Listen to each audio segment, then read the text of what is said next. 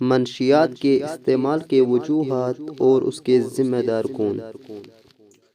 بسم اللہ الرحمن الرحیم۔ السلام علیکم ورحمۃ اللہ۔ آپ نے کشمیر کے اندر منشیات کے بڑھتے استعمال کو لے کر مجھ سے یہ سوال پوچھا ہے کہ اس کی وجوہات کیا ہے اور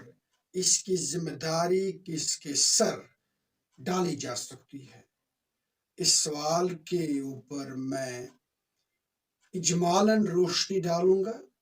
اس امید کے ساتھ کہ بات بآسانی سمجھ میں آ جائے گی۔ دیکھیے، سب سے پہلے سمجھنے کی بات یہ ہے کہ ڈرگ ایڈکشن ایک سوشل پرابلم ہے،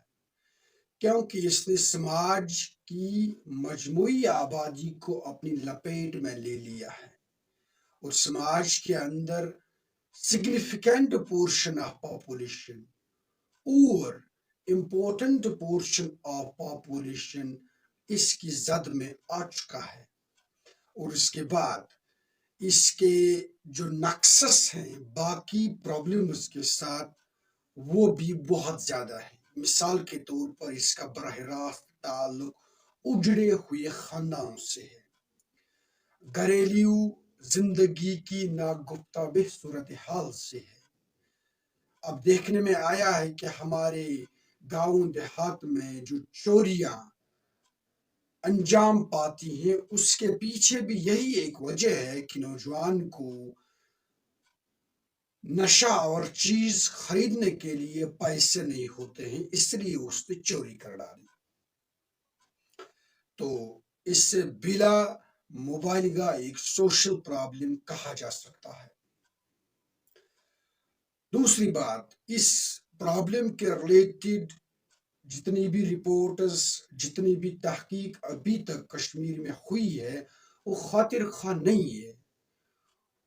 اور اس کے بعد اس سلسلے میں جتنا کچھ ڈیٹا ہمیں مہیا ہے وہ بھی حقیقت کو بیان نہیں کرتا ہے، وہ بس اتنا ہی بتاتا ہے جتنا کچھ رپورٹ ہو رہا ہے یا ہو چکا ہے، باقی اصل صورتحال کتنی دیگرگوں ہے اس سے تو ہم سب بخوبی واقف ہیں۔ اب آتے ہیں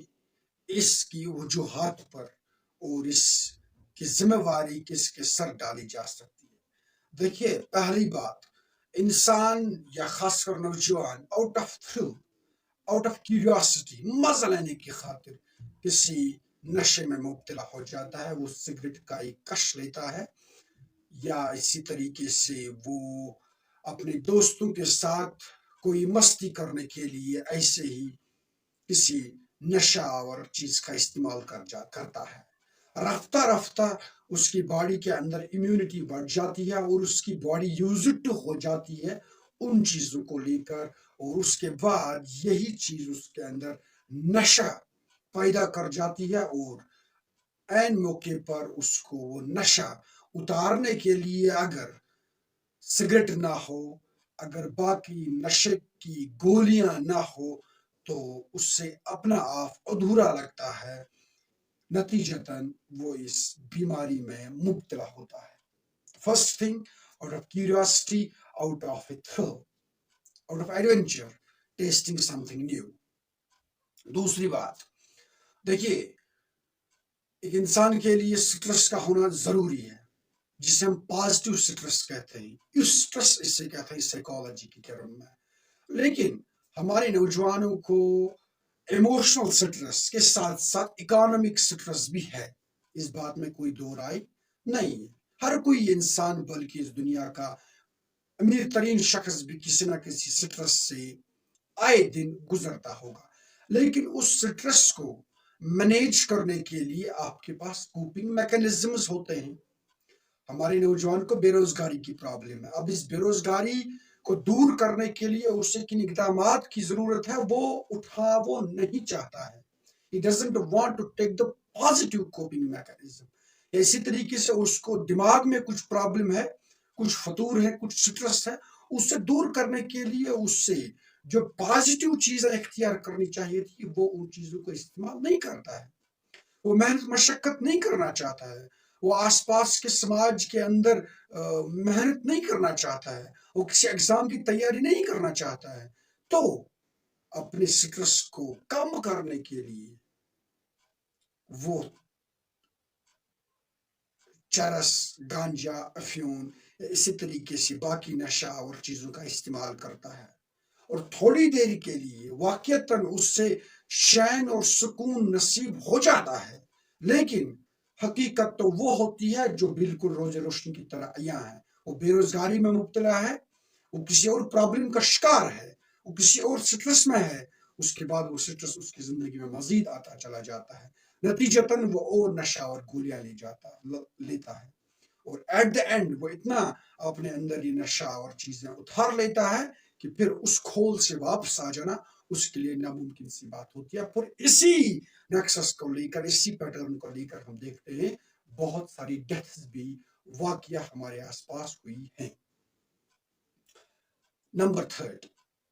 ہمارے آس پاس کی صورتحال، ہم جس دنیا میں جی رہے ہیں، ہم جن حالات میں جی رہے ہیں، وہ حالات ہمارے نوجوان کو بذات خود مبتلا کر دیتی ہیں نشہ آور چیزوں کے اندر۔ ہم دیکھ رہے ہیں ہماری سیاسی صورتحال ٹھیک نہیں ہے، ہماری معاشی صورتحال نہیں ہے، ہمارے نوجوان کی کوئی سننے والا نہیں ہے، اس کے پاس سٹرس تو ہے، وہ اس سٹرس کو ریلیز کرنے کے لیے کسی کے پاس جاتا، کوئی اس کا مداوع کرتا، کوئی نہیں ہے ہمارے آس پاس میں۔ نتیجتاً ہمارا نوجوان پھر اس قسم کی صورتحال سے دو چار ہے۔ ادھر سے ہمارے آس پاس جو حالات و واقعات رونما ہوتے ہیں، آج کا نوجوان تو وہ پرانا نوجوان نہیں ہے، اس کے ہاتھ میں اسمارٹ فون ہے، وہ دیکھ رہا ہے کہ اس کے آس پاس کی صورتحال کیا ہے، آس پاس کی صورتحال کو لے کر اس کا دل تنگ ہوتا ہے، اور پھر وہ اتنا سٹرس کے اندر مبتلا ہو جاتا ہے، اور اسی سٹرس کو دور کرنے کے لیے وہ پھر ان نشہ آور چیزوں کا استعمال کرتا ہے۔ another thing جسے آپ وجہ بھی کہہ سکتے ہیں، اور اسی کے ذیل میں آپ وہ ذمہ داریوں کا سوال بھی سمجھ سکتے ہیں، that is broken families and bad parenting۔ دیکھیے، آپ کا بچہ جب اب نارمل بہیو کرتا ہے، وہ آپ کے ساتھ، آپ کی فیملی کے ساتھ نہیں بیٹھتا ہے، اس کا لائف سٹائل ہیلدی نہیں ہے، وہ زیادہ تر گھر سے باہر رہتا ہے، وہ صرف اپنے ہی کمرے میں جیسے وہ قید اپنے آپ کو رکھتا ہے، یہ نشانیاں ہیں کہ آپ دیکھیں آپ کے بچے کے ساتھ کیا معاملہ ہے، لیکن نہیں، ہم اپنے بچے سے انکوائر نہیں کرنا چاہتے ہیں۔ تو اس کے بعد گھر کے اندر تعلیم و تربیت کا نظام ہونا چاہیے، بچے کو قبل از وقت یہ پتہ چلے اچھی چیزیں کیا ہیں، بری چیزیں کیا ہیں، بری عادات کیا ہے، برے لوگ کس قسم کے ہوتے ہیں۔ تو اگر بچے کو این موقع پر پتہ چل جاتا، لازمی سی بات ہے وہ اس بیماری کے اندر مبتلا نہیں ہو جاتا۔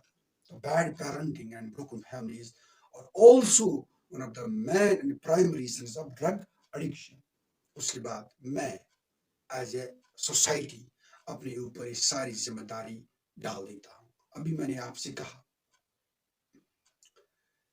نوجوان جب امیجیٹلی کسی عادت بد میں مبتلا ہو جاتا ہے، تو کوئی تو ہونا چاہیے تھا نا اس سے پوچھ گچھ کرنے کے لیے، چلے غلطی کسی سے بھی ہو سکتی ہے، بری عادت میں کوئی بھی مبتلا ہو سکتا ہے، لیکن عین موقع پر اس سے اگر کوئی پاس میں ہوتا، اس سے سمجھاتا، اس سے پوچھ گچھ کرتا، بھائی آپ نے یہ غلطی کیوں کی، آپ نے اس نشہ اور چیز کا استعمال کیوں کیا، کیا وجہ ہے، آپ کے گھر میں کیا کوئی پرابلم ہے، آپ کے خود کے اندر میں کوئی پرابلم ہے۔ As a society I should say ہمارے گھر میں ایک میکانزم ہونا چاہیے، ہمارے محلوں میں، ہمارے شہروں میں تو کمیٹیاں ہوتی ہیں، مسجد کمیٹیز کے نام پر، ویلفیئر کمیٹیز کے نام پر این جی اوز ہوتی ہیں، تو انہیں سمجھ لینا چاہیے تھا نا کہ بھائی کہاں پر کون نوجوان اس ڈرگ کے اندر مبتلا ہے، تو اس کے پاس سمجھاتے اور عین موقع پر اس کا مداوع کرتے۔ پوری امید ہے قرین قیاس سے کہ جب بچے کو یا نوجوان کو سمجھایا جائے عین موقع پر کہ آپ نے یہ نہیں کرنا تھا، تو تو ہم امید کر سکتے ہیں کہ وہ اس بیماری سے ایٹ اٹس ویری بگننگ اس سے دور رہے گا. In the end, as a system, we are defunct. We are broken. یہاں کی سیاسی صورتحال ہو، سماجی صورتحال ہو، گھریلو صورتحال ہو، ایڈمنسٹریشن لیول پر جو صورتحال ہے، ہماری نوجوان کی کوئی سنتا نہیں ہے. ہمارے مساجد کے اوپر بھی ذمہ داری عائد ہوتی تھی کہ وہ دیکھ لیتے. می ایز اے فرینڈ، میرے اوپر ذمہ داری عائد ہوتی ہے کہ میرے حلقہ یاران میں اگر کوئی کسی عادت بات میں مبتلا ہو چکا ہے، میں اس کی سنوں، اس سے بات کروں. اچھا،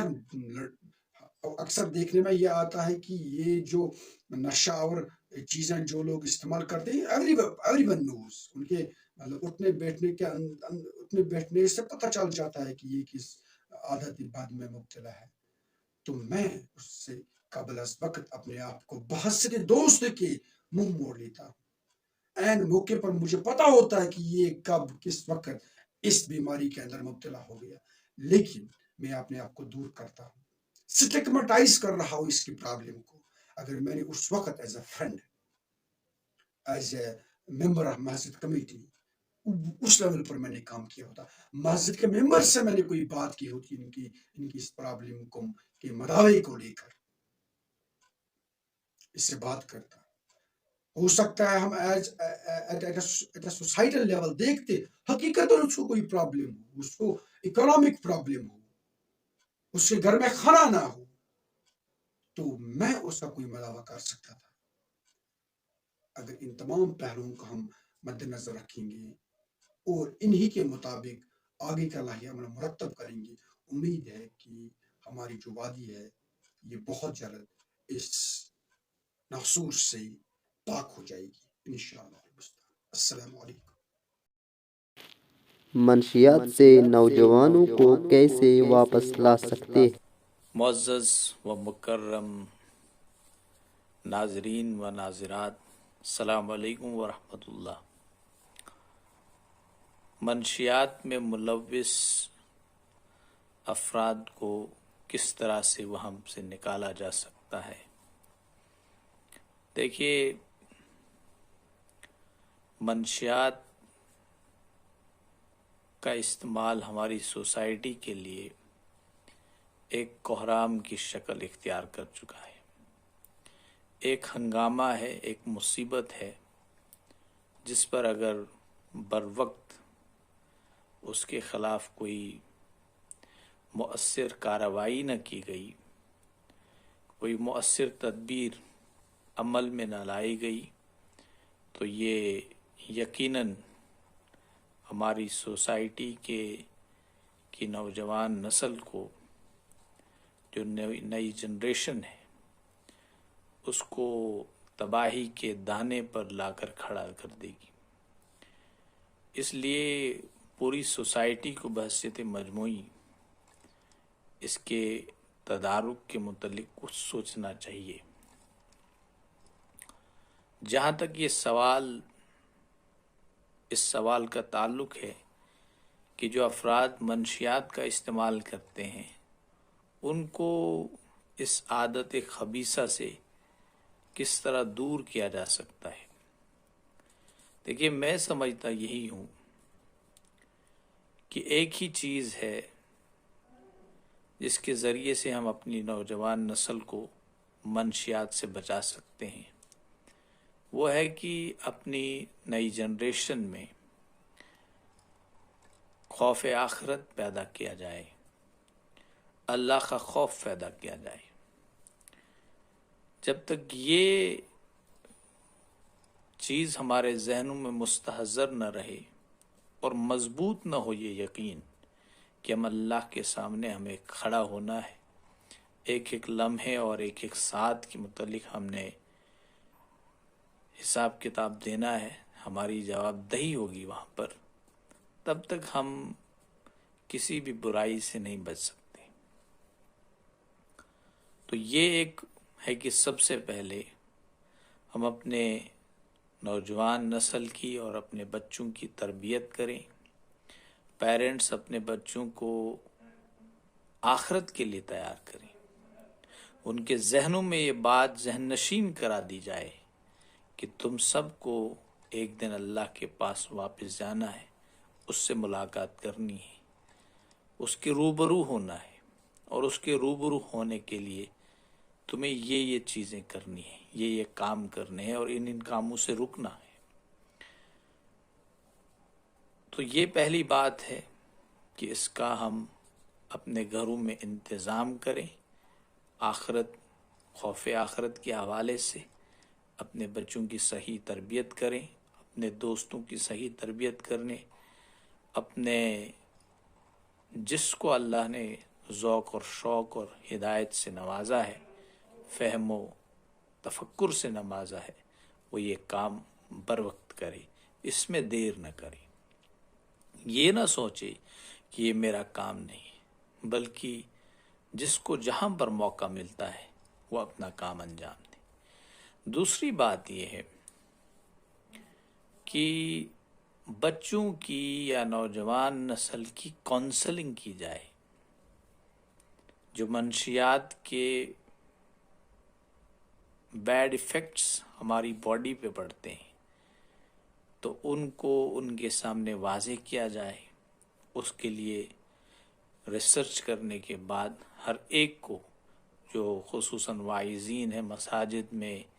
یا اساتذہ کرام ہیں، ٹیچرز ہیں، لیکچررز ہیں، پروفیسرز ہیں، جو بھی ہیں، وہ اچھی خاصی ریسرچ کر کے جو اس کے میڈیکل جو ڈس ایڈوانٹیجز ہیں ہیلتھ کے حوالے سے، منشیات کے، وہ سب باتیں جو ہیں لوگوں کے سامنے واضح کریں. ممبر و محراب سے آج کل جو ہے اس منشیات پر بات کی جانی چاہیے. اور میں تو یہ سمجھتا ہوں کہ ہر گاؤں میں، ہر محلے میں جو بھی مساجد ہیں وہاں پر کونسلنگ کی جانی چاہیے بچوں کی، کہ ان کے اس کے کیا کیا بیڈ ایفیکٹس ہیں اور اس کے بعد کیا ہو سکتا ہے ہماری نوجوان نسل کے ساتھ. تیسری بات یہ ہے کہ دیکھیے، ایک تو میڈیکل اس کے جو کنسیکوینسز ہیں بہت خطرناک تو ہے ہی. دوسری بات ہے جو انسان منشیات کا شکار ہو جاتا ہے اس کی اکانومک جو اسٹیٹس ہے وہ بھی ڈاؤن ہو جاتا ہے. اس کا اکانومک انفراسٹرکچر جو اکانومک جو اس کی کنڈیشن ہوتی ہے وہ ابتر ہوتی چلی جاتی ہے، بلکہ معاشی طور پر وہ نہایت کمزور ہو جاتا ہے. تو دیکھیے، معاشی طور پر جو انسان کمزور ہو جاتا ہے اس کے لیے ایک حدیث بھی ہے کہ یہ جو غربت اور افلاس ہے یہ کفر کی حد تک لے جاتی ہے.